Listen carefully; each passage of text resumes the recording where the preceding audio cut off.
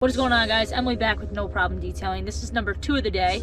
My maintenance client doing a quick clean on it before he takes a vacation. Taking it to the car wash, convenience factor. My client prefers it that way, and if you don't believe me, I've already done a video on this. So without further ado, let's go.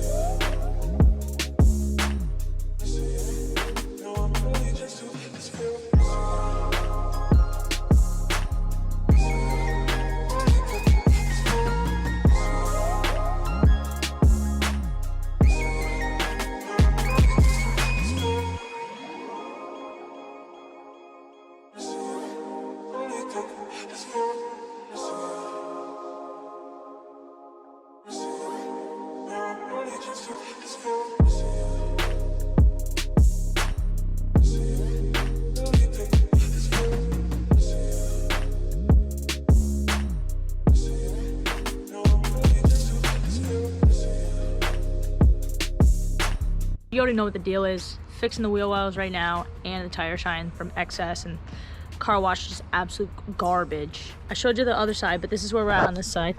Junk. Look at that. Junk. Excess tire shine all down. Disgusting. Right?